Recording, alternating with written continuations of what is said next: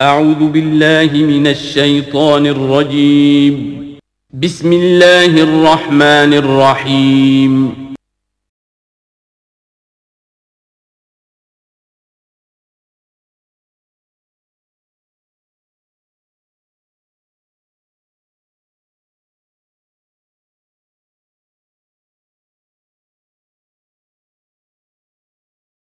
الحمد لله وحده والصلاة والسلام على من لا نبي بعده.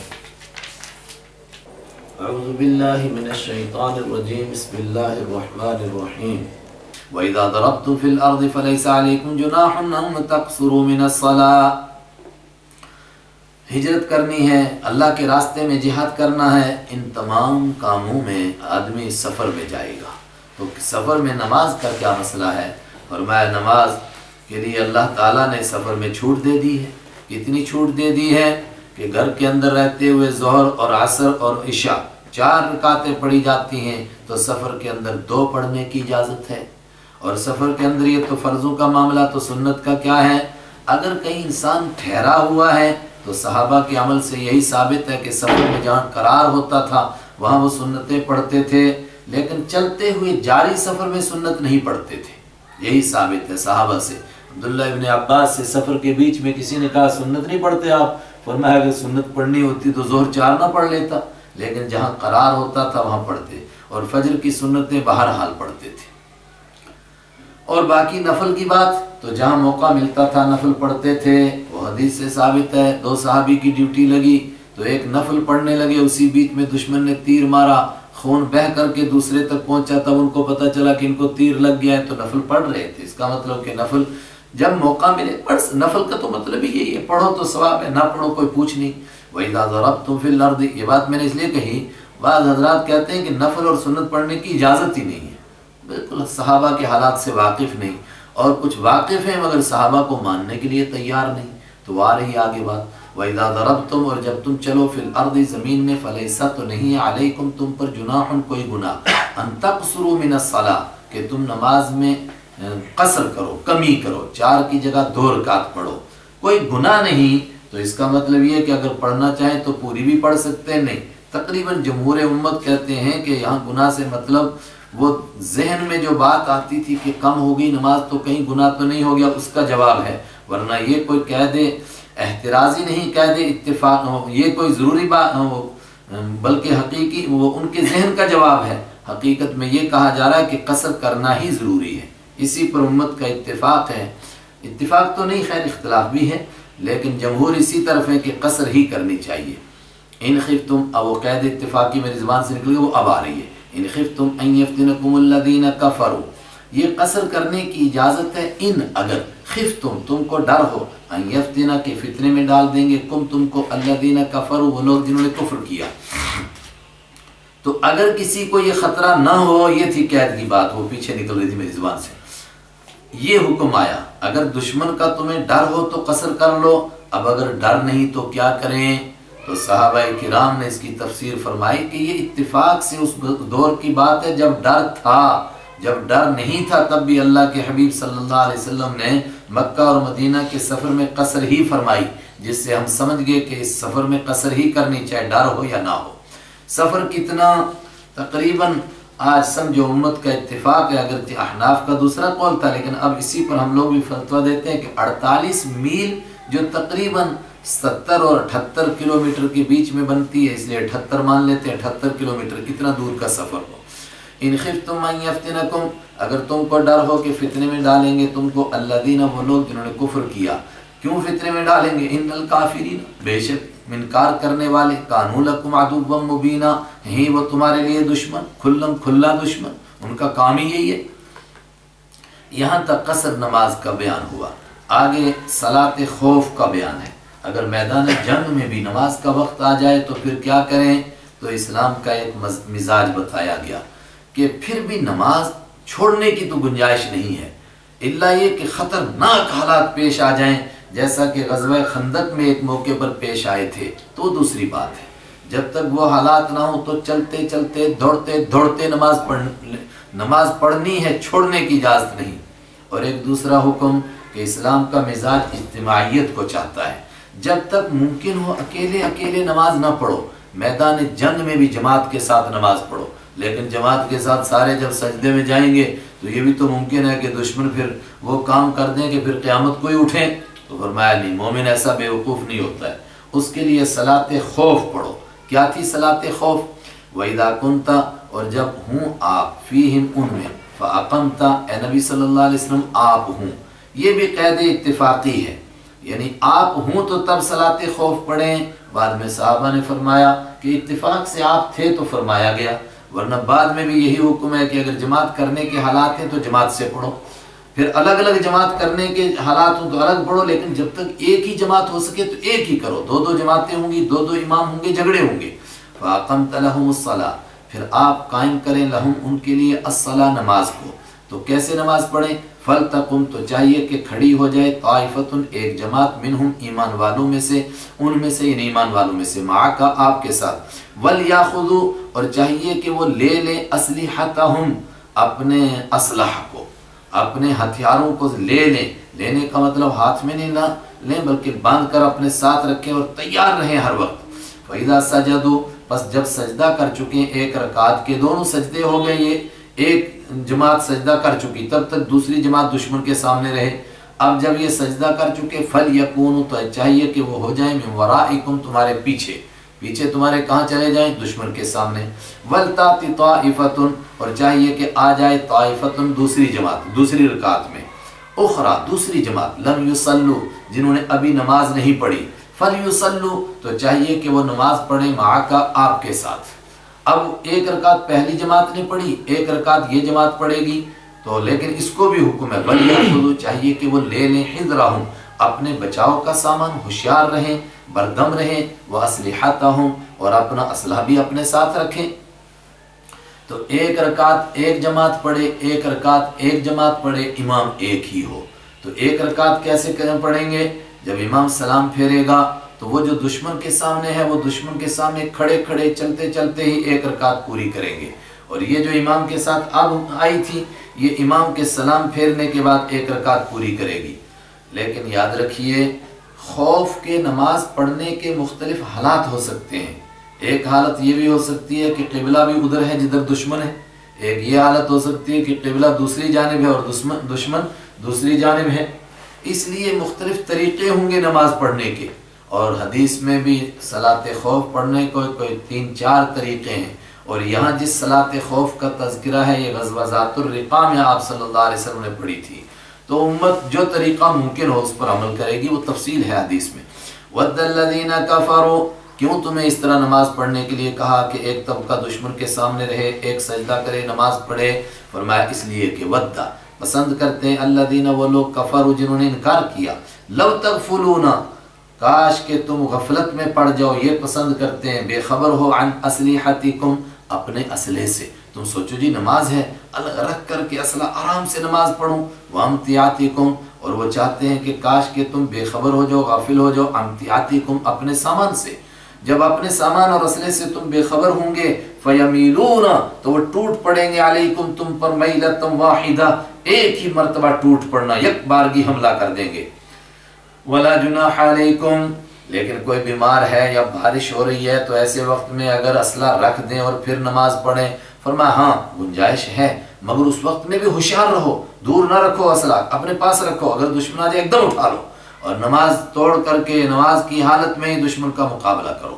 ولا جناح علیکم، اور کوئی گناہ نہیں تم پر، ان کان، اگر ہو، بکم، تمہارے ساتھ، اذن، کوئی تکلیف، من مطر، بارش کی ہو، او کنتم مرضی، یا تم بیمار ہوں، تو کوئی گناہ نہیں، کس میں؟ ان تضعوا، کہ تم رکھ دو، اسلحتکم، اپنے اسلحے کو، وخذوا حذرکم، مگر اس حالت میں بھی اپنی ہوشیاری کو، بچاؤ کے سامان کو پکڑ کر رکھو۔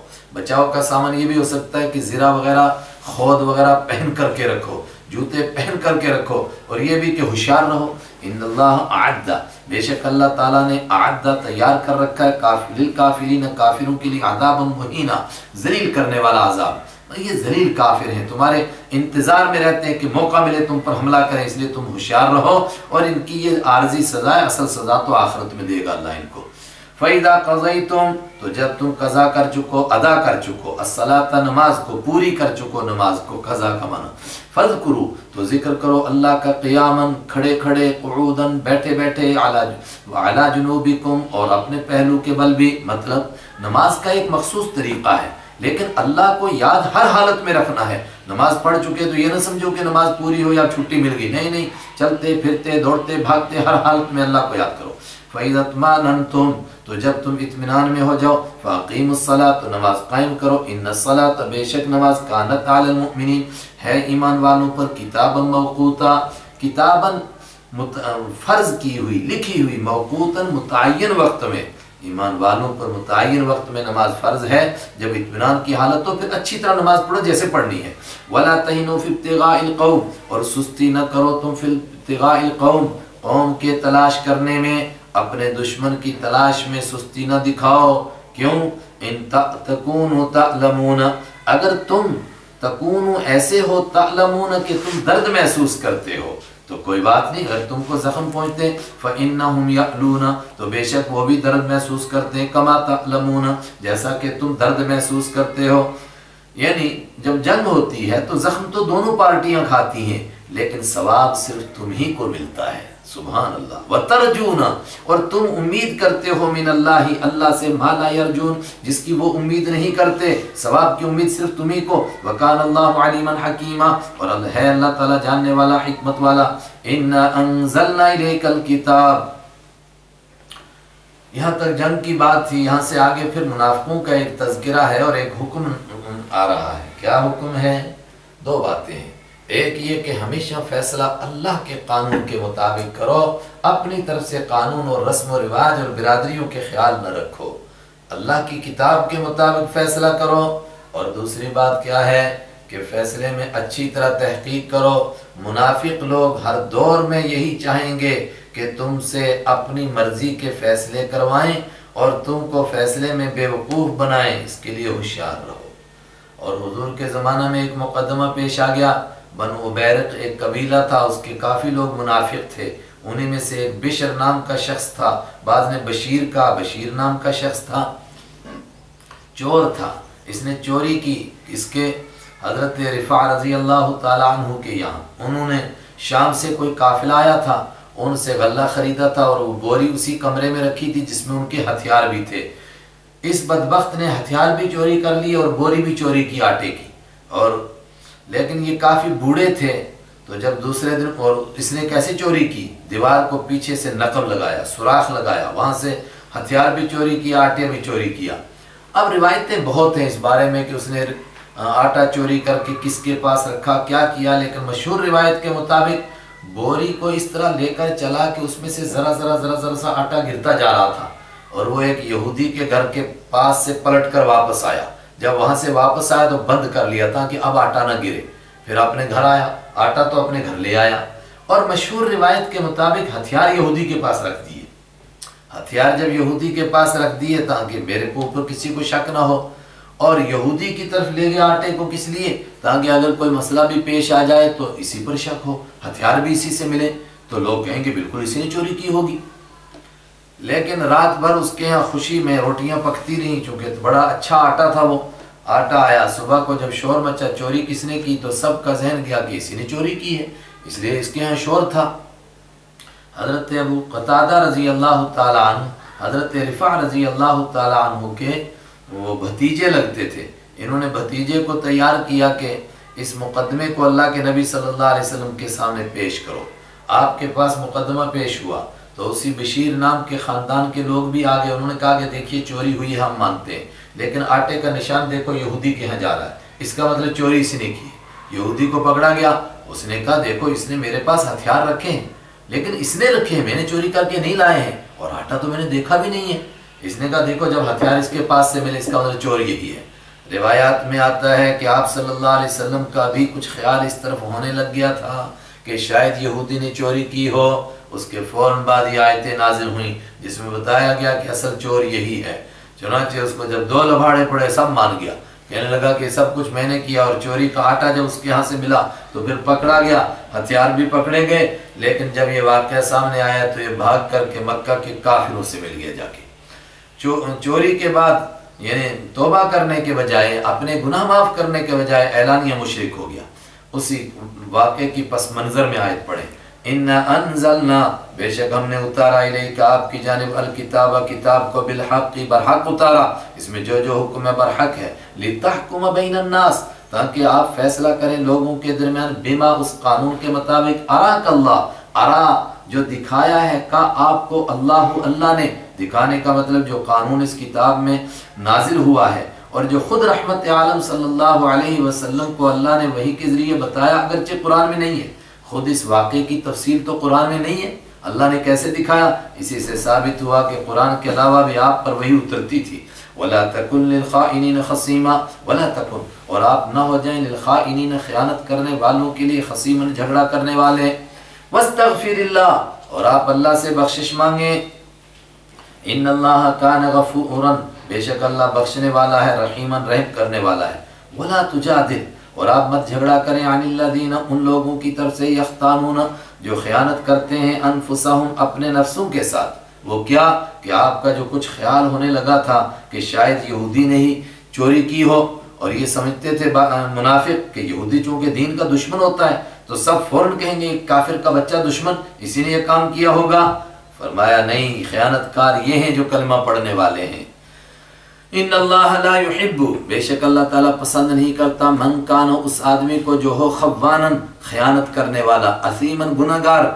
آپ صلی اللہ علیہ وسلم کو نعوذ باللہ نہیں کہا جا رہا ہے، امت کو سنایا جا رہا ہے۔ یستخفون من الناس، چھپاتے ہیں وہ، من الناس، لوگوں سے اپنے جرائم کو، ولا یستخفون من اللہ، اور نہیں چھپا سکتے ہیں اللہ سے، وہو معہم، اور وہ تو ان کے ساتھ ہوتا ہے، اذ یبیتون، جب وہ راتوں کو مشورہ کرتے ہیں، اور دوسرے معنی جب وہ سازشیں کرتے ہیں، کس بات کے مشورہ کرتے ہیں؟ ما لا یرضا، جو بات پسند نہیں کرتا ہے اللہ، من القول، بات میں سے، اللہ کی ناپسندیدہ باتوں کا راتوں کو مشورہ کرتے ہیں، کیسے چھپ سکتے ہیں اللہ سے؟ وکان اللہ بما یعملون، وکان، اور ہے اللہ تعالیٰ، بما یعملون، جو کچھ وہ کرتے ہیں ان سب باتوں کو، محیطاً، گھیرنے والا، اللہ سے کوئی چھپ نہیں سکتا۔ ہاں انتم، او بنو بیرق، او بشیر کے خاندان والو، ہاں، ہائے ہائے، انتم، تم ہو، ہاؤلائی، وہی لوگ، جادلتم، جنہوں نے جھگڑا کیا، عنہم، ان منافقوں کی طرف سے، فی الحیات الدنیا، دنیاوی زندگی میں، یہاں تم نے کوشش کی کہ ہمارا رشتہ دار ہے، اس کو بچانے کی کوشش کریں، کوشش وہی لوگ کر رہے تھے جو منافق تھے، یا ایمان والے غلط فہمی کی وجہ سے کچھ نہ کچھ ان کا ساتھ دے رہے تھے۔ آگے فرمایا، اچھا تم ان کو بچانے کے چکر میں ہو، فَمَن یُجَادِلُ، تو کون جھگڑا کرے گا، اللہ سے، جھگڑے سے مراد بحث کرے گا، کون وکیل بنے گا اللہ کے سامنے، عنہم، ان کی طرف سے، یوم القیامہ، قیامت کے دن، ام، یا من یکون، کون ہوگا، علیہم، ان پر، وکیلاً، وکیل۔ کہتے ہیں کہ بنو بیرق والوں نے ایک سچے ایمان والے کو، نام بھی لکھا بعض حضرات نے، حضرت لبیب رضی اللہ عنہ اور کچھ نے، اور ان کو باقاعدہ اپنا وکیل بنایا کہ تم ہماری طرف سے بحث کرو، اور ان کو سمجھایا کہ ہم بالکل بری ہیں، ہم بے گناہ ہیں، خام خواہ ہم پر الزام لگ رہا ہے۔ وہ کلا کو بھی سمجھنا چاہیے کہ ان کو کیسے بے وقوف بنایا جاتا ہے۔ اگر وہ بغیر تحقیق کے ظالموں کا ساتھ دیں گے تو اللہ نے فرمایا، اَمَّن یَکُونُ عَلَیْہِمْ وَکِیلًا، قیامت کے دن کون وکیل بنے گا؟ وَمَن یَعْمَلْ سُوءًا، اور جو کوئی کرے گا گناہ کا کام، او یظلم نفسہ، یا اپنے جان کے اوپر ظلم کرے گا، اپنے اوپر ظلم ڈھائے گا، اپنے اوپر ظلم کرتا ہے اور سو کرتا ہے، اس کا مطلب میں نے پیچھے عرض کیا، گناہ کبیرہ اور گناہ صغیرہ، یا یہ ہے کہ وہ گناہ جن کا تعلق اللہ سے ہے اور وہ گناہ جن کا تعلق بندوں کے حقوق سے ہے، تو یستغفر اللہ، پھر وہ اللہ سے بخشش مانگے گا، یجد اللہ، پائے گا وہ اللہ کو، غفوراً، بہت بخشنے والا، رحیماً، رحم کرنے والا۔ وَمَن یکسب، اور جو کوئی کمائے گا، اثماً، گناہ کو، گناہ کمائے، فَإِنَّمَا يَكْسِبُهُ، تو بے شک وہ کمائے گا گناہ کو، علی نفسی، اپنی ذات کے خلاف، وَكَانَ اللَّهُ عَلِيمًا حَكِيمًا، اور ہے اللہ تعالیٰ جاننے والا، حکمت والا۔ وَمَن یکسب خطیہ، اور جو کوئی کماتا ہے، خطیۃً، گناہ کو، خطا کو، او اثماً، یا گناہ کو، صغیرہ یا کبیرہ، بندوں کے حقوق اور اللہ کے حقوق دونوں میں سے بانٹ لیں، خطیۃً، کوئی خطا کمائے گا، او اثماً، یا بڑا گناہ کمائے گا، ثم یرمی، پھر اس گناہ کو ڈال دے گا، اس کا الزام لگائے گا بھی اس گناہ کا بریئن، ایسے آدمی کو جو اس سے بری ہے، جس طرح کہ یہ یہودی تھا، تو کوئی کہے کہ یہودی خدا کا دشمن، اس پر الزام لگانے سے کیا ہوتا ہے؟ فرمایا وہ یہودی پر الزام نہیں لگاتا، جھوٹا الزام کسی پر بھی لگائے فقد احتمل، تو یقیناً اٹھایا اس نے بہتانن، بہت بڑے بہتان کا گناہ، و اثما مبینا، اور کھلم کھلا گناہ، اللہ کے حقوق کی بھی خلاف ورزی کی، بندے کے حق میں بھی خلاف ورزی کی، اس نے بہت بڑا جرم کیا۔ ولولا فضل اللہ علیک، اور اس واقعے کے بعد اللہ تبصرہ فرماتا ہے میرے حبیب صلی اللہ علیہ وسلم، کیا اللہ کا آپ کے ساتھ تعلق ہے کہ پوری دنیا مل کر چاہے کہ آپ سے ذرا سی لغزش کروائے؟ نہیں کروا سکتی ہے، اس لیے کہ اللہ آپ کے ساتھ ہے۔ ولولا فضل اللہ، اور اگر اللہ کا فضل نہ ہوتا علیک آپ پر، ورحمتہ، اور اس کی مہربانی نہ ہوتی، لہمت، ضرور بے ضرور پکا ارادہ کر لیا تھا، طائفتن، ایک جماعت نے، منہم، ان میں سے، ان یضلوک، کہ وہ آپ کو گمراہ کر دیں، آپ کو پھسلا دیں، کوشش کر رہے تھے وہ کہ اسی کے حق میں فیصلہ ہو جائے۔ وما یضلون، اور وہ گمراہ نہیں کرتے، الا انفسهم، مگر اپنے آپ کو۔ اللہ کے حبیب کو کون پھسلا سکتا ہے؟ البتہ یہ کام کر کے اپنے آپ کو گمراہ کر رہے تھے۔ وما یضرونک، اور وہ نقصان نہیں دے سکتے آپ کو میں شیء کچھ بھی۔ وانزل اللہ علیک الکتاب، اور اتاری اللہ نے علیک آپ پر، الکتاب کتاب، والحکمت، اور حکمت دانشمندی اتاری اللہ نے۔ تو دانشمندی کیا چیز ہے؟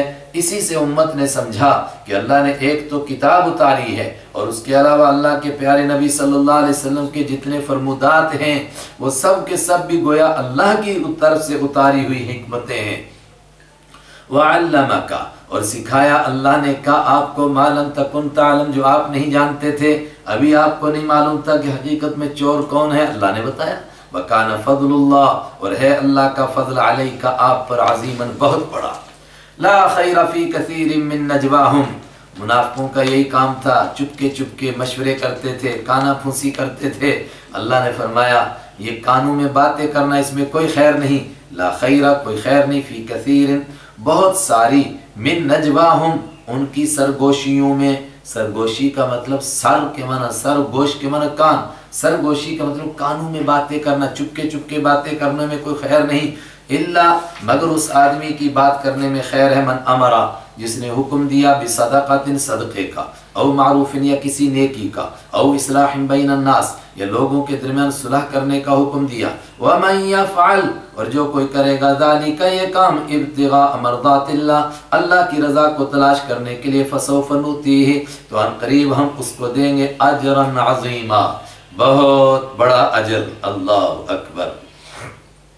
اگر یہ سرگوشی اور چپکے چپکے کانوں میں باتیں کر رہا ہے، کس لیے؟ کان میں بات کی، صدقے کی، فلاں غریب آدمی ہے، کسی کو پتہ نہ چلے، چپکے سے دے کر کے آ جاؤ تاکہ اس کی عزت نفس مجروح نہ ہو۔ او معروف، نیکی کا حکم دیا، دیکھا کہ بندہ غلطی کر رہا ہے، کان میں بتایا آپ کی یہ خطا ہے۔ اصلاح، لوگوں کے درمیان صلح کی، ایک کو بتایا کہ وہ تو آپ کا بھائی، آپ کے لیے بڑا اچھا سوچتا ہے، اس کو بھی بتایا، دونوں میں صلح ہو گئی، یہ کام نیکی کے ہیں۔ ومن یفعل ذلک، جو کوئی ایسا کام کرے گا، ابتغاء مرضات اللہ، ابتغاء تلاش کرنے کے لیے، مرضات اللہ، اللہ کی رضا، پیچھے بھی گزر چکا، مرضات کے معنی اللہ کی رضا، اللہ ہی اللہ کی رضا، فسوف نؤتی، تو ان قریب دیں گے ہم اس کو، اجرا عظیما، بہت بڑا اجر۔ اس کے مقابلے میں کوئی نہ باز آئے اور وہ جو اوپر بیان ہوا منافقوں کا کام ویسے ہی کرتا رہے، کیا کرے؟ ومن یشاقق، اور جو کوئی مخالفت کرے گا، شاقق، یہ میں نے جان بوجھ کے پڑھا، اصل میں قر رسول ہے نا، تو یہ آگے ملانے کے لیے زیر لگایا جاتا ہے، ورنہ لفظ ہے شاقق۔ اور جو کوئی مخالفت کرے گا، الرسول، رسول کی، من بعد ما، وہ لفظ آ گیا ما، من بعد ما، اس کے بعد کہ، تبینہ، واضح ہو چکی تھی، لہو، اس کے لیے، الہدا، ہدایت۔ توجہ، جو آدمی رسول کی مخالفت کرے، اس کے بعد کہ ہدایت واضح ہو چکی تھی، رسول کی مخالفت کی تو کیا کیا؟ وَيَتَّبِعْ غَيْرَ سَبِيلِ الْمُؤْمِنِينَ، اور وہ پیچھے چل پڑا ایمان والوں کے راستے کے علاوہ کسی اور راستے پر۔ اللہ اکبر۔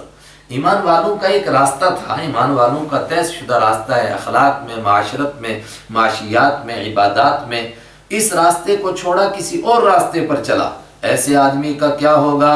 نولیہ، ہم اس کو پھیریں گے، ما تولا، وہ جدھر پھرتا ہے، مطلب جدھر جاتا ہے جانے دیں گے، مجبور کر کے اس کو دین پر نہیں چلائیں گے، مگر نتیجہ کیا نکلے گا؟ وَنُصْلِهِ، اور ڈال دیں گے ہم اس کو جہنم میں، وَسَاءَتْ مَصِيرًا، اور بہت برا ہے لوٹ کر جانے، بہت بری ہے لوٹ کر جانے کی وہ جگہ۔ اس آیت پر ایک بار پھر توجہ فرما لیجئے، جس نے اللہ کے رسول کی مخالفت کی، اس کے بعد کہ ہدایت واضح ہو چکی تھی، اب معاملہ پورا ہو گیا تھا، اللہ کے رسول کی مخالفت کی تو مومنوں کے راستے کے علاوہ کسی راستے پر چلا، یہ کہنے کی ضرورت نہیں تھی بظاہر، لیکن یہ کیوں فرمایا؟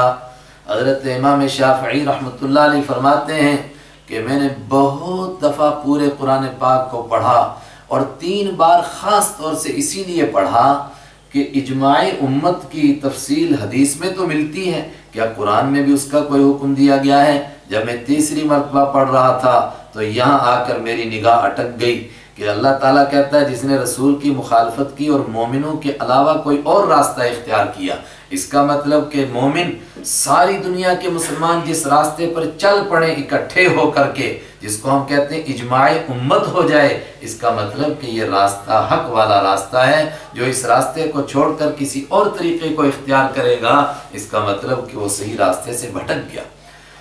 پھر میرے اور آپ کے آج کے مسلمانوں کا اتفاقی راستہ ہو وہ تو بات الگ ہے، صحابہ نے جن مسائل کے اوپر اتفاق کیا اور سب کے سب متفق ہو گئے ایک مسئلے کے اوپر، پھر کوئی کہے کہ میں اس کو نہیں مانتا یہ بدعت ہے، تو وہ سارے صحابہ کو بدعتی کہہ کر اپنا ٹھکانہ کہاں بنا رہا ہے؟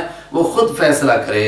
قرآن نے کیا کہا؟ نُصْلِهِ جَهَنَّمَ وَسَاءَتْ مَصِيرًا، ان اللہ لا یغفر، بے شک اللہ تعالیٰ لا یغفر نہیں معاف کرے گا، ان یشرک بہ، کہ اس کے ساتھ شرک کیا جائے۔ یہ بات تو پیچھے بھی گزر چکی، دوبارہ کیوں آئی؟ یہی بشیر نام کا بنو مبارک قبیلے کا بندہ مکہ کے کافروں سے مل گیا تھا، مشرک ہو گیا تھا۔ اللہ نے فرمایا جب تک مشرک نہیں ہوا تھا اعلانیہ طور پر کچھ نہ کچھ گنجائش باقی تھی، لیکن جب مشرک ہو گیا اب کیسے معاف ہوگا؟ بے شک اللہ تعالیٰ لا یغفر نہیں معاف کرتا ہے، ان یشرکا کہ شرک کیا جائے بھی اس کے ساتھ، ویغفر اور معاف کر دیتا ہے، بخش دیتا ہے، ما اس گناہ کو دون ذالک جو اس سے کم درجے کا ہے۔ اس کا مطلب کہ شرک کے علاوہ جتنے بھی گناہ ہیں وہ کم درجے کے ہیں، اپنے کرم سے اللہ معاف کر سکتا ہے لمن یشاء جس کے لیے چاہے، لیکن شرک کو معاف نہیں کرے گا، یہ اس کا ضابطہ ہے۔ کیوں؟ وَمَن يُشْرِكْ بِاللَّهِ، اور جو اللہ کے ساتھ شرک کرتا ہے فقط ضل، یقیناً وہ بھٹک گیا، ضلالا بعیدا، دور کی گمراہی میں جا پڑا۔ کیوں؟ مشرک کس طرح بھٹکتا ہے؟ ہم آسان لفظوں میں کہتے ہیں اس کی مت ماری جاتی ہے، عقل ہی ماری جاتی ہے۔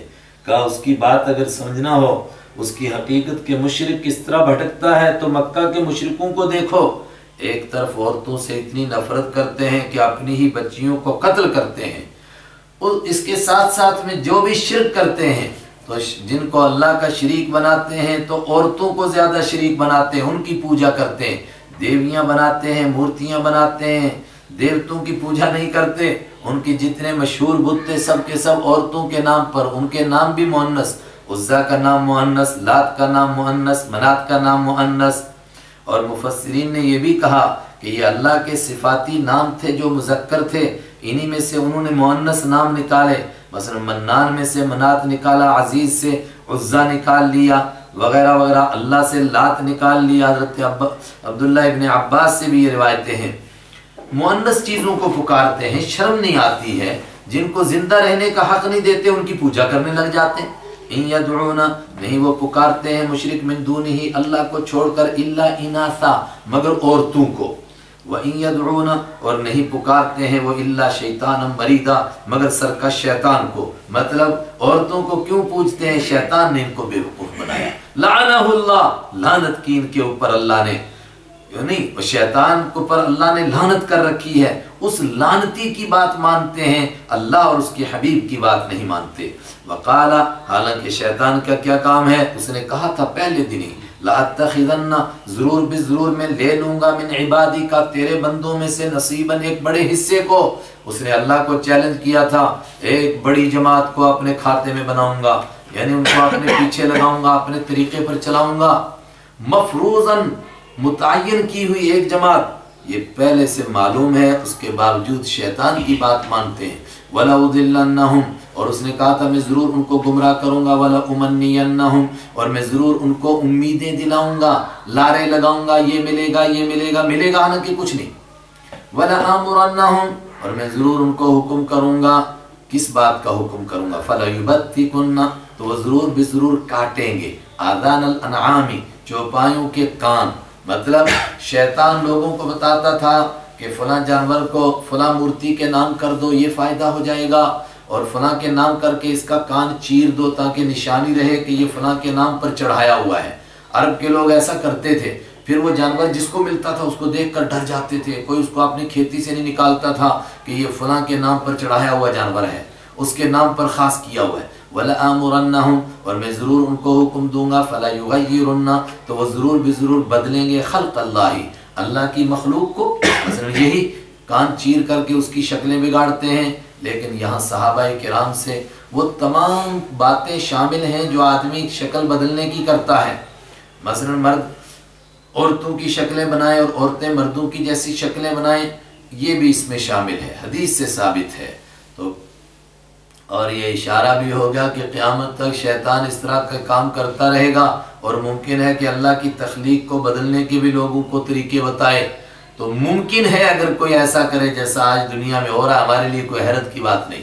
وَمَنْ يَتَّخِذَ الشَّيْطَانَ وَلِيًّا، یہ دشمن شیطان تو جو اس کو دوست بنائے گا اس کا ٹھکانہ کہاں ہوگا۔ وَمَنْ يَتَّخِذ، اور جو بنائے گا الشیطان شیطان کو ولیًا دوست من دون اللہ اللہ کے سوا، فقد خسرا، تو یقیناً اس نے نقصان اٹھایا، خسرانا مبینہ، کھلم کھلا نقصان۔ یعیدہم، شیطان وعدے کرتا ہے لوگوں سے، وَيُمَنِّيهِمْ، اور شیطان ان کو لارے لگاتا ہے، امیدیں دلاتا ہے، مگر دیتا ویتا کچھ نہیں ہے، صرف بس یہ ملے گا، یہ ہو جائے گا، یہ ہو جائے گا۔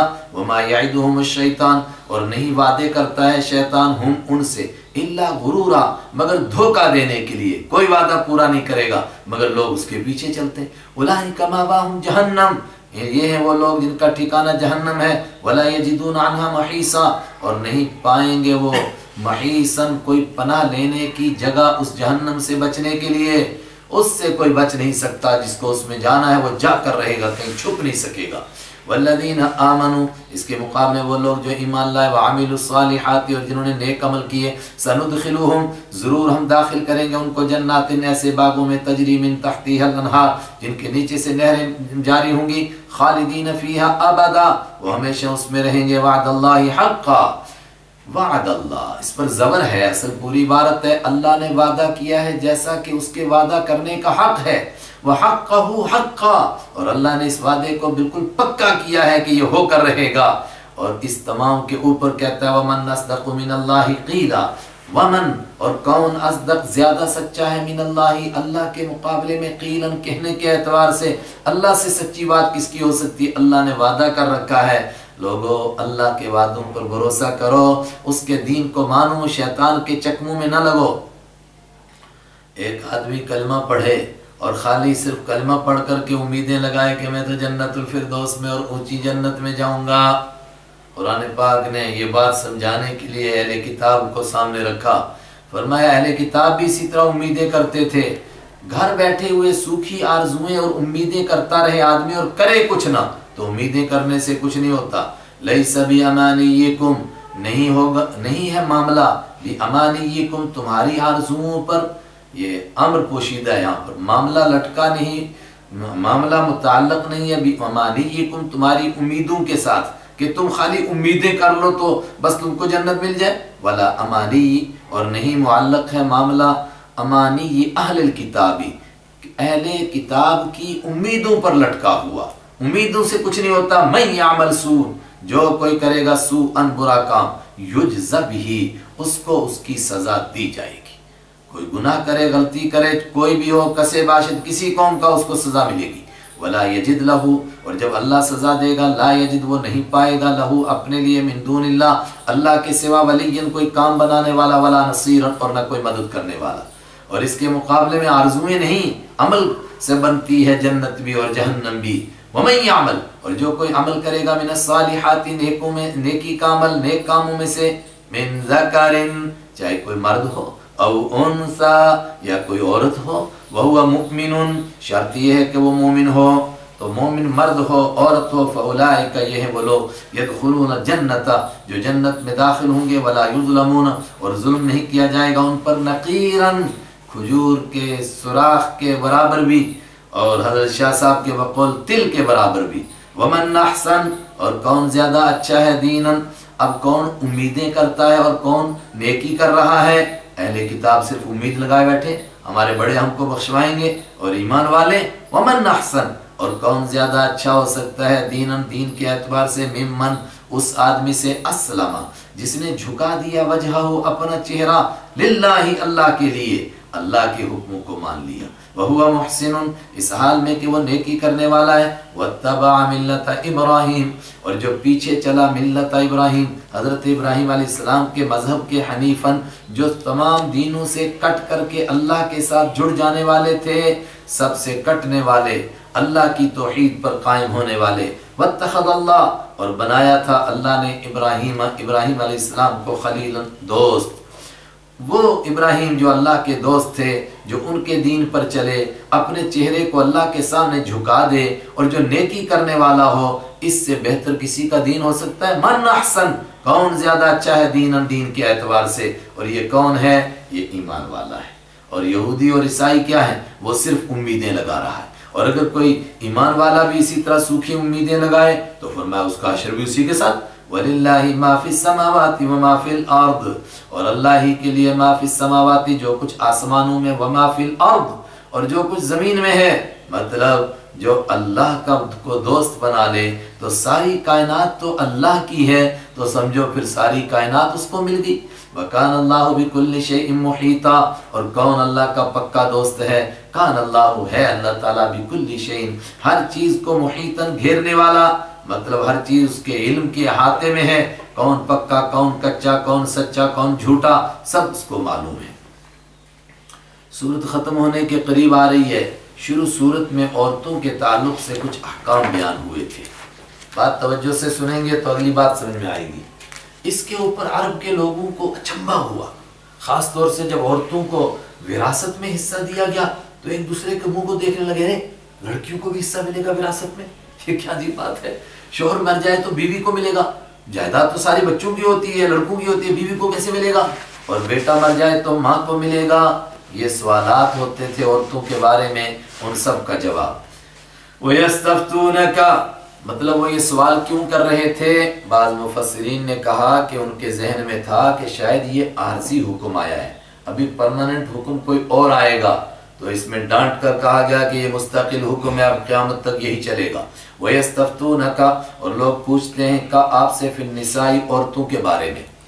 क्या क्या पूछते हैं वो मैंने पस मंजर बताया, ये सब कुछ पूछते हैं। कुल, आप फरमा दीजिए, अल्लाहु युफ्तीकुम, अल्लाह तुमको जवाब देता है, फतवा देता है, कुम, तुमको फीहिन्ना, औरतों के बारे में। क्या जवाब, वमा युतला, अभी भी बताता है, कुछ आगे नसीहतें आ रही हैं, लेकिन जो अब तक पीछे हो चुका है उस पर भी अमल करो। वमा युतला, और जो तिलावत की जाती है, अलैकुम, तुम्हारे सामने, फिल किताबी, किताब में, वो सारे अहकाम जो अभी तक तुम पढ़ चुके हो। वफी यतामन निसा, यतीम औरतों के बारे में जो जो अहकाम पढ़ चुके हो। अल्लती ला तुतूनहुन्ना, वो यतीम औरतें जिनके हुकूक बयान हुए हैं, उनके हुकूक दो। और यहाँ खास तौर से यतीमों का एक हक हड़प करते थे, उसकी तरफ इशारा भी। अल्लती, वो यतीम बच्चियां, ला तुतूनहुन्ना, तुम नहीं देते हो उनको, मा कुतिबा, जो लिखा गया, लहुन्ना, उनके लिए। व तरगबूना, और तुम रगबत रखते हो, फी, पोशीदा, अंतन की हुन्ना, कि तुम उनके साथ निकाह करो, उनको हुकूक तो उनको देना नहीं चाहते हो और उनसे निकाह करना चाहते हो। हजरत आयशा सिद्दीका रजी अल्लाह ताला अन्हा ने खुद इसका माना बयान फरमाया कि असल में होता क्या था कि कोई आदमी ऐसा होता था कि उसकी रिश्तेदार बच्ची, दूर पार से रिश्तेदार, यतीम होती थी, उसकी परवरिश में होती थी, तो ये चाहता था उससे निकाह कर ले। क्यों करना चाहता था, इसलिए कि उसके पास जायदाद बहुत होती थी, ताकि इस बहाने से वो जायदाद भी आ जाए। लेकिन ना उसका महर पूरा देता था, ना उसके हुकूक पूरे देता था, इसलिए कि कोई पूछने वाला नहीं था। फरमाया इन यतीम बच्चों के बारे में अल्लाह तुमको हुक्म देता है। क्या देता है, जो गुजर चुका है, कि उनके साथ इंसाफ करो। आगे भी आ रहा है एक इसका माना और भी, वो भी हजरत आयशा ने बयान फरमाया। فرمایا کچھ ایسے لوگ بھی تھے جن کی پرورش میں یتیم بچیاں تھیں تو وہ ان سے نکاح کرنا نہیں چاہتے تھے. اس کا معنی ان تنکحو، یہ بھی معنی ہو سکتا ہے ان تنکحو، کہ تم ان سے نکاح نہیں کرنا چاہتے ہو لیکن ان کو دوسروں کے نکاح میں دیتے بھی نہیں ہو کہ اگر دوسروں کو دیں گے تو ایجادات لے کے چلی جائیں گی. والمستضعفین، ان یتیم بچیوں کے بارے میں اللہ حکم دیتا ہے. اور سنو کس کے بارے میں؟ والمستضعفین، اور جن کو کمزور کیا گیا ہے معاشرے میں، من الولدان، بچوں میں سے. ان سب کے لیے کیا حکم دیتا ہے جو اب تک قرآن میں آ چکا وہ بھی احکام ہیں. اور ایک حکم اور کیا؟ ان تقوموا، کہ تم کھڑے ہو جو لیتاما، یتیم بچوں اور بچیوں کے بارے میں، بالقسط، انصاف کے ساتھ. ان کو انصاف دلانے کے لیے اور ان کے لیے انصاف کرنے کے لیے اٹھ کھڑے ہو جاؤ تم، یہ حکم تم کو دے رہا ہے. آیت قدر مشکل ہے تو میں نے کوشش کی اس کو سہل کرنے کی. وما تفعلوا من خیر، اور تم جو کچھ بھی کرو گے نیکی میں سے، فإن اللہ کان بہ علیما، تو ہے اللہ تعالیٰ ان تمام باتوں کو جاننے والا. یہاں تک مردوں کو ڈانٹ ڈانٹ کر کے عورتوں کے حقوق ادا کرنے کے لیے کہا گیا. اب عورتوں کو کہا جا رہا ہے بڑی بھی کچھ تم بھی نرم ہو جاؤ تاکہ زندگی صحیح طرح چلے. کیا کہا جا رہا ہے بڑی بھی سے؟ وَإِنِ امْرَأَةٌ، اور اگر کوئی عورت خافت ڈرے، من بعلیہا، اپنے شوہر سے، نشوزن، نافرمانی سے ڈرے، یعنی شوہر اس سے چہرہ ہٹا رہا ہے، اس کے ساتھ کچھ زیادتیاں کر رہا ہے، صحیح انصاف نہیں کر رہا ہے، دلی طور پر اس کے ساتھ مائل نہیں. او اعراضن، یا وہ ڈرے اس کے اعراض کرنے سے، یعنی اس کو احساس ہو کہ یہ اور نکاح کی تلاش میں ہے اور شاید مجھے کہیں طلاق نہ دے، تو ایسے وقت میں یہ عورت اگر اپنا کوئی حق چھوڑ دے اور شوہر کو کہے کہ چل تو نے میرا یہ ایک حق دینا تھا، میں یہ معاف کر دیتی ہوں تجھے، تو اس سے کیا ہوگا؟ اس کے دل کی قدورت محبت میں بدل جائے گی. ایسا اگر کر سکتی ہے تو اس کو کرنا چاہیے. فلا جناح علیہما، تو ان دونوں پر کوئی گناہ نہیں، ان یصلحا، کہ وہ صلح کریں، بینہما، آپس میں بیٹھ کر، صلحن، کوئی صلح کر لیں. بیوی نے ایک حق چھوڑ دیا، مرد نیچے اتر آئے اور بیوی بھی، اور دونوں مل بیٹھے، صلح ہو جائے. والصلح خیر، اور صلح ہی میں بہتری ہے. تو بیوی کوئی حق چھوڑے گی تو کیا شوہر نرم ہو جائے گا؟ فرمایا بالکل ہوگا. کیوں؟ وَأُحْضِرَتِ الْأَنفُسِ، اور حاضر کی گئی ہیں جانیں، الشح، لالچ کے پاس. ہر جان کے دل کے اندر لالچ رکھی گئی ہے. جب دنیاوی مفادات تھوڑے سے عورت چھوڑے گی تو ان دنیاوی فائدوں کی وجہ سے شوہر کا دل نرم ہو جائے گا، وہ جھک جائے گا اور ٹوٹتا ٹوٹتا رشتہ جڑ جائے گا. وَإِن تُحْسِنُوا، اب بات پھر شوہروں سے، اے شوہرو، ان تحسنوا، اگر تم ہی نیکی کرو، نہ ان سے حقوق معاف کرواؤ، ان کے پورے حقوق ادا کرو، وَتَتَّقُوا، اور اللہ سے ڈرو، تو بے شک دنیاوی مفاد اگرچہ تم کو نہیں حاصل ہو رہے ہیں، مثلا کسی ضرورت سے نکاح کیا تھا، اولاد ہو اور اس سے اولاد نہیں ہو رہی ہے، لیکن اگر برداشت کر لو گے تو آخرت میں جو تم کو ملے گا وہ اس سے بہت زیادہ. فَإِنَّ اللَّهَ كَانَ بِمَا تَعْمَلُونَ خَبِيرًا، تو بے شک اللہ تعالیٰ کانا ہے، بما تعملون، تم جو کچھ کرو گے، خبیرن، اس کی خبر رکھنے والا. تو کیا تمہاری نیکی اللہ کے ہاں ضائع ہو جائے گی؟ برداشت کر لو. بے شک شاید وہ مفاد تم کو حاصل نہیں ہو رہا ہے جس کے لیے نکاح کیا ہے، لیکن اس کے باوجود بھی رشتے کو جوڑ کر رکھو، اسی پر ثواب ملے گا. وَلَن تَسْتَطِيعُوا، ایک کمزوری. فرمایا دیکھو، دلی طور پر کوئی آدمی اپنی بیوی کے ساتھ، دو بیویاں ہیں، پورا انصاف کرے محبت میں، یہ ممکن ہی نہیں ہے. وَلَن تَسْتَطِيعُوا، اور تم ہرگز، لن کا معنی آگے ہرگز، نہیں طاقت رکھو گے، ان تعدلوا، کہ تم عدل کر سکو، بین النساء، عورتوں کے درمیان، ولو حرصتم، اگرچہ تم اس کی لالچ بھی کرو، فلا تمیلوا، تو لہذا تم مائل نہ ہو جاؤ، جھک نہ جاؤ، کل المیل، یعنی جب دلی طور پر کر نہیں سکتے چاہنے کے باوجود، تو جو ظاہری انصاف کر سکتے ہیں اس میں ایک کے سائے طرف مت جھکو. فلا تمیلوا، تو مت جھکو تم، کل المیل، پورے کے پورے جھکنا. جھکنے کا مطلب کپڑے میں، خرچے میں، اور سب سے زیادہ وقت میں. جتنا ایک کو وقت دینا ہے اتنا ہی پوری کو دو، دوسری کو دو. ایسا نہ کرو کہ ایک کی طرف جھک جاؤ، فتذروها، تو چھوڑ دو تم عورت کو، کل معلقہ، اس چیز کی طرح جو لٹکی ہوئی ہو. لٹکی ہوئی مطلب کہ نہ بیچاری وہ بھی شوہر والی ہے کہ اس کو بیوی کے حقوق مل رہے ہیں، اور نہ اس کو طلاق ہے کہ وہ دوسری جگہ نکاح کر سکے. عجیب تم نے بیچ میں لٹکا دیا۔ وَإِن تُصْلِحُوا، اور اگر تم اے شوہرو کڑوی کسیلی برداشت کر کے صلح کر لو گے، وَتَتَّقُوا، اور تقوی اختیار کرو گے، اللہ سے ڈرو گے، تو دیکھو اللہ تعالیٰ بھی بہت معاف کرتا ہے، لہذا تم معاف کر دو۔ تَخَلَّقُوا بِأَخْلَاقِ اللَّهِ، حدیث میں آیا اللہ کے اخلاق کو اپناؤ۔ اللہ کے خلق کیا ہیں؟ فَإِنَّ اللَّهَ كَانَ غَفُورًا، تو بے شک اللہ تعالیٰ بخشنے والا ہے، رحیماً رحم کرنے والا ہے۔ دونوں سے مختلف طریقوں سے کہا کہ رشتہ نبھانے کی کوشش کرو، لیکن اگر نہیں نبھا تو پھر یہ ایسا رشتہ نہیں کہ ایک دوسرے پر تھوپا جائے۔ زندگی نبھانی ہے، خام خواہ جوڑ کے رکھو جی، ان کو کورٹ اور کچہریوں کے ذریعے سے مار مار کر اکٹھا کرو، فرمایا نہیں کیا جا سکتا ہے۔ تو اگر جدائی ہونے لگے وہیں یتفرقا، اور اگر وہ دونوں جدا ہی ہو جائیں تو پھر اس طرح جدا ہو جاؤ کہ دونوں یہ سمجھو کہ بھئی ہمیں اللہ نے ایسا ہی کر دیا ہے، اب کسی کو یہ نہ سمجھو کہ یہ میرا محتاج ہے، نہیں، یغنی، اللہ غیر محتاج کر دے گا، کلن، ہر کسی کو، من سعتی ہی، اپنے کرم سے، اپنے فضل سے، اپنی وسعت سے۔ مطلب یہ سوچو، بیوی نہ یہ سوچے کہ اس کالے کلونٹے کو ملتی کون تھی تو میرے باپ نے پتہ نہیں اس کے سر لگا دیا تھا، نہیں، ہو سکتا ہے اللہ اس کے بعد اس کو اپنی زندگی نبھانے کے لیے وقت دے گا، اور شوہر سمجھے کہ اس کو کون رکھتا تھا، اب تو یہ برباد ہو جائے گی، نہیں، اللہ کے اوپر بھروسہ کرو، ہو سکتا ہے اس کو بہتر گھر ملے، تم کو بہتر گھر ملے۔ اخلاق کا دامن مت چھوڑو، ایک دوسرے پر فضل کرنے کو، احسان کرنے کو مت بھولو، پیچھے گزر چکا۔ وَكَانَ اللَّهُ وَاسِعًا، اور اللہ تعالیٰ وسعت والا ہے، بڑے فضل والا ہے، حکیماً، حکمت والا ہے، ہر ایک کو دے دے گا اپنے کرم سے۔ کیسا دے گا؟ فرمایا زمین اور آسمان سارا اللہ کا ہے۔ کہ شوہر کے باپ کا ہے، وہ کہے کہ یہ بھوکی مرے گی، وَلِلَّهِ مَا فِي السَّمَاوَاتِ وَمَا فِي الْأَرْضِ، اور اللہ ہی کے لیے جو کچھ آسمانوں میں، وَمَا فِي الْأَرْضِ، اور جو زمین میں ہے، وَلَقَدْ وَصَّيْنَا، جب اسی کا ہے تو اللہ اپنے کرم سے ہر ایک کو دے دے گا۔ وَلَقَدْ وَصَّيْنَا، اور یقیناً تمہارا کیا کام ہے، یقیناً وَصَّيْنَا، ہم نے تاکیدی حکم دیا، الذین، ان لوگوں کو، اوتوا الکتاب، جن کو کتاب دی گئی تھی، من قبلکم، تم سے پہلے، وَإِيَّاكُمْ، اور خاص تم کو بھی یہ تاکیدی حکم دے رہا ہوں، ان اتقوا اللہ، کہ تم اللہ کا تقوی اختیار کرو۔ میاں بیوی کے مسائل ہیں، تقوی کا دامن نہ چھوڑو، اور اگر تقوی کا دامن چھوڑ دو گے، فَإِن تَكْفُرُوا وَإِن تَكْفُرُوا، اور اگر تم انکار کرو گے، کفر کرو گے، تقوی پر نہیں چلو گے، فَإِنَّ لِلَّهِ، اللہ سے نہیں ڈرو گے، اللہ سے نہ تقوی نہ اختیار کرنا کفر نہیں ہے، اللہ سے نہ ڈرنا اور دین کو نہ قبول کرنا یہ ہے کفر۔ اگر تم کفر کرو گے اللہ کا کچھ نہیں بگڑے گا، کیوں؟ جو کچھ آسمانوں اور زمین میں ہے سب اللہ کا ہے، اللہ کیا تمہارا محتاج ہے؟ فَإِنَّ لِلَّهِ مَا فِي السَّمَاوَاتِ وَمَا فِي الْأَرْضِ، تو اللہ بے شک للہ، اللہ ہی کا ہے، ما، ہر وہ چیز، فی السماوات، جو آسمانوں میں ہے، وما، اور ہر وہ چیز جو فی الارض، زمین میں ہے۔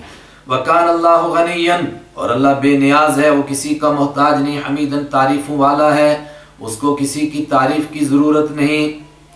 دیکھیے 2 مرتبہ، تیسری مرتبہ پھر آ رہا للہ، اور اللہ کسی کا محتاج کیوں ہوگا؟ اللہ ہی کا ہے، ما فی السماوات، جو کچھ آسمانوں میں، وما فی الارض، اور جو کچھ زمین میں، وکفا باللہ وکیلا، اور اللہ کافی ہے وکیلاً، کام بنانے کے اعتبار سے، کارسازی کے اعتبار سے۔ کیوں؟ جب ساری چیزیں اللہ کی ہیں تو کیا وہ نہیں کام بنا سکتا ہے لوگوں کا؟ وہ بے نیاز ہے۔ دیکھو ایک ہی لفظ 3 مرتبہ آیا، مگر تینوں مرتبہ اس کے دائیں بائیں کے تعلق سے، کے اعتبار سے الگ الگ معنی نکلا۔ کیا لفظ؟ للہ ما فی السماوات والارض، ان یشاء یذہبکم، اے انسانوں اللہ اس طرح بے نیاز ہے، کسی کا محتاج نہیں، ان، اگر یشاء چاہے وہ، یذہب، لے جائے، کم، تم سب کو، ایھا الناس، اے ساری دنیا کے لوگوں، سب کو لے جائے، اور کیا کرے؟ وَيَأْتِ بِآخَرِينَ، اور لے آئے دوسرے لوگوں کو، وَكَانَ اللَّهُ عَلَى ذَلِكَ قَدِيرًا، اور ہے اللہ تعالیٰ اس پر قدرت رکھنے والا۔ اللہ کے پاس آسمان زمین سارے خزانے ہیں، اور دنیا بھی ہے اور آخرت بھی ہے۔ اب تمہیں اللہ سے دنیا مانگنی چاہیے کہ آخرت مانگنی چاہیے؟ فیصلہ کرو۔ مَنْ كَانَ يُرِيدُ ثَوَابَ الدُّنْيَا، جو کوئی چاہے گا دنیا کا بدلہ، یعنی شوہر صرف بیوی سے دنیا کے مفاد، بیوی صرف شوہر سے دنیا کے مفاد، اور ایک دوسرے کو معاف کر کے آخرت کا ثواب نہیں چاہتے ہیں، کتنا نقصان کر رہے ہیں۔ جو دنیا کا ثواب چاہتا ہے فعند اللہ، تو اللہ کے پاس ثواب الدنیا، دنیا کا بدلہ بھی ہے، والآخرت، اور آخرت کا بدلہ بھی ہے۔ تو عقل مند وہ ہے جو دنیا بھی چاہے اور آخرت بھی چاہے۔ وَكَانَ اللَّهُ سَمِيعًا بَصِيرًا، اور اللہ تعالیٰ ہے سننے والا، بصیراً دیکھنے والا۔ تھوڑا سا پڑھ لیتے ہیں اور انشاءاللہ۔ وَيَا أَيُّهَا الَّذِينَ آمَنُوا كُونُوا قَوَّامِينَ، اے ایمان والو، کونو ہو جاؤ قوامین، کھڑے ہونے والے، بالقسط، انصاف کے ساتھ۔ اوپر کہا تھا یتیموں کا حق دلانے کے لیے انصاف کے ساتھ اٹھ کھڑے ہو جاؤ، پھر فرمایا تم انصاف کے ساتھ کھڑے ہونے والے ہو جاؤ، شہداء للہ، اللہ کے لیے گواہی دینے والے، پوری دنیا میں اللہ کی توحید کا ڈنکا بجاؤ اور اس پر مردانہ وار پہاڑ بن کر کے کھڑے ہو جاؤ اور گواہی دو اللہ کی توحید کی بھی، لیکن عام مقدمات میں لوگوں کے معاملات کی گواہی دو اور اللہ کے لیے دو، سچی گواہی دو۔ وَلَوْ عَلَىٰ أَنفُسِكُمْ، اگرچہ تم کو اپنے خلاف بھی گواہی دینی پڑے۔ اپنے خلاف گواہی نہیں دی جاتی ہے، مطلب یہ ہے کہ تمہیں اگر اپنے خلاف اقرار کرنا پڑے جرم کا تو کرو اقرار، اور صحابہ نے اقرار کر کے دکھایا۔ ابل والدین، یا تمہیں اپنے ماں باپ کے خلاف گواہی دینی پڑے تو دو، والاقربین، یا اپنے قریبی رشتہ داروں کے خلاف گواہی دینی پڑی تو دو۔ اور کوئی آدمی کسی کے لیے جب گواہی دیتا ہے تو کبھی مالداری سے ڈرتا ہے اور کبھی سوچتا ہے کہ غریب ہے، میں اگر گواہی دوں گا اس کا ہاتھ کٹے گا چوری کی وجہ سے تو غریب کے بچے بھوکے مریں گے۔ فرمایا جس کے خلاف گواہی دے رہے ہو وہ مالدار ہو تب، وہ غریب ہو تب بھی۔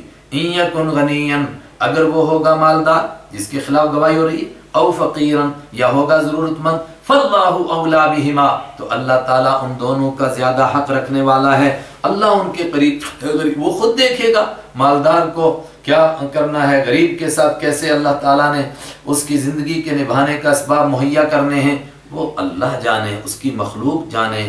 تم اس کی وجہ سے جھوٹی گواہی مت دو، فلا تتبعوا الہوا، تو مت چلو تم خواہشات کے پیچھے اور گواہی کو کسی کے اوپر ترس کھا کر کے جھوٹی گواہی دینا یا کسی سے ڈر کر کے جھوٹی گواہی دینا، یہ خواہش کے پیچھے چلنا ہے۔ ان تعدلوا، مت خواہش کے پیچھے چلو اس سے کہ تم انصاف نہ کر سکو، یعنی لا پوشیدہ۔ وَإِن تَلْوُوا، اور اگر تم گواہی دینے کے موقع پر صاف صاف گواہی نہیں دو گے بلکہ ان تلوو، اور اگر تم موڑ توڑ سے کام لوگے، تلوو کا لین بھی السنت، ابھی ہم نے پیچھے پڑھا، زبان کو مروڑنا، صاف صاف بات نہیں کہی، ہاں بھئی اس نے چوری کی تھی، کہا ہاں کچھ لگ رہا تھا مجھے پتہ نہیں، وہاں سے کچھ لوگ گزرے تھے، نہ سچ کہہ رہا ہے نہ جھوٹ کہہ رہا ہے، بیچ کی بات۔ او تعرضوا، یا تم اعراض کرو گے، گواہی دینے سے انکار کر دو گے، فإن اللہ کان، تو بے شک اللہ تعالیٰ ہے، بما تعملون، جو کچھ تم کرتے اس کی خبر رکھنے والا۔ یہ بڑا تاکیدی حکم کیوں دیا گیا؟ اس لیے کہ دنیا میں انصاف مبنی ہے گواہی کے اوپر، اگر گواہ جھوٹی گواہی دیں گے تو ویسا فیصلہ ہو جائے گا، سچی گواہی دیں گے ویسا فیصلہ ہو جائے گا، تو اگر دنیا میں انصاف کو برقرار رکھنا ہے تو سچی گواہی دینی ہے۔ یا ایھا الذین آمنوا، اے وہ لوگ جو ایمان لائے ہو، آمنو باللہ، ایمان لاؤ اللہ پر، ایمان لائے ہو تو ایمان لاؤ اللہ پر۔ ایک طبقہ کہتا ہے مراد یہودی اور عیسائی، تم اپنے دور کے نبیوں پر ایمان لا چکے تھے، اب اگر آخری پیغمبر کا انکار کرو گے تو گویا تم کفر کر دو گے، ایمان لاؤ اللہ پر۔ اور یہ بھی کہا گیا کہ ایمان والوں کو بھی ڈرایا جا رہا ہے، اگر تم صرف نام کے مسلمان ہو، آمینو، ایمان لاؤ باللہ، اللہ پر۔ ایمان لانے کا مطلب ایمان کے ان تقاضوں پر پورا اترو، گواہی دو، انصاف کرو، ورسولہ، اور اس کے رسول پر ایمان لاؤ، والکتابی، اور کتاب پر، الذی نزل علی رسولی، جو اللہ نے اتاری اپنے رسول پر، اس کتاب پر ایمان لاؤ، اس کے قانون کو، اس کے حکموں کو مانو، والکتابی، اور اس کتاب، ان کتابوں پر ایمان لاؤ۔ یہ الکتاب اگرچہ واحد کا لفظ ہے لیکن عربی گرامر کے اعتبار سے اس کا ترجمہ الف لام کی وجہ سے کتابوں پر بھی ہو سکتا ہے، اور ان کتابوں پر ایمان لاؤ، الذی انزل، جو اتاری اللہ نے، من قبل، اس سے پہلے، ومن یکفر باللہ، اور جو کوئی کفر کرے گا اللہ کے ساتھ، نہیں مانے گا، اللہ کا انکار کرے گا، وملائکتہ، اور اس کے فرشتوں کا، وکتبہ، اور اس کی کتابوں کا، ورسلہ، اور اس کے رسولوں کا، والیوم الاخر، اور آخرت کے دن کا انکار کرے گا، تو وہ کسی کا بگاڑے گا کچھ، فقد ضل ضلالا بعیدا، تو ضرور وہ بھٹک گیا ضلالا بعیدا، دور کی گمراہی میں۔ ان الذین آمنوا، بے شک وہ لوگ جو ایمان لائے، ثم کفروا، پھر انہوں نے کفر کیا، ثم آمنوا، پھر ایمان لائے، ثم کفروا، پھر انہوں نے کفر کیا، ثم ازدادوا کفرا، پھر وہ کفر میں بڑھتے چلے گئے، مطلب بعض نے کہا چونکہ بات یہودیوں اور عیسائیوں کی چل رہی تھی تو مطلب ہے کہ حضرت موسیٰ علیہ السلام پر ایمان لائے، حضرت عیسیٰ علیہ السلام کے دور میں کفر کر لیا، اور پھر جنہوں نے حضرت عیسیٰ علیہ السلام کے دور میں ایمان قبول کیا، حضرت رحمت عالم صلی اللہ علیہ وسلم کا انکار کر دیا، ثم ازدادوا کفرا، پھر کفر میں بڑھتے چلے گئے۔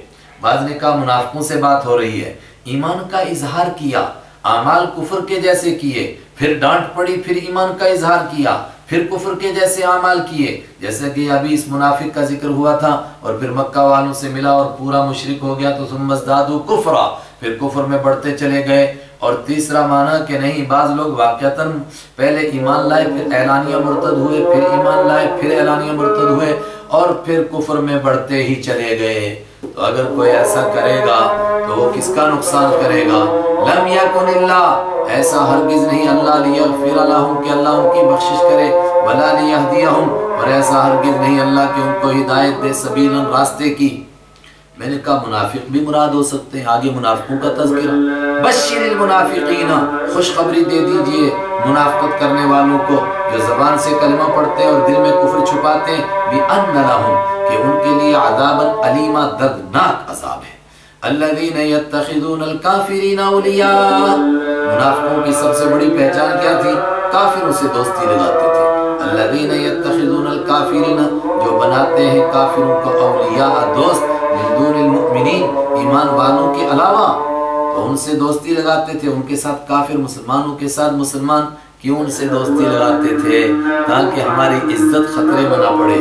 ایبتغون عندهم العزہ، کیا وہ ان کے پاس عزت تلاش کرتے ہیں؟ فإن العزة للہ جميعا، تو بے شک عزت ساری کی ساری اللہ کے لیے ہے۔ کافروں کے پاس عزت نہیں مل سکتی ہے، اس لیے سچا ایمان قبول کرو۔ اے منافقو، تم اگر ان کو دوست بناتے ہو، عزت تو اللہ کے پاس ہے، ان کو دوست بنانے سے عزت نہیں نصیب ہوگی۔ صدق اللہ مولانا۔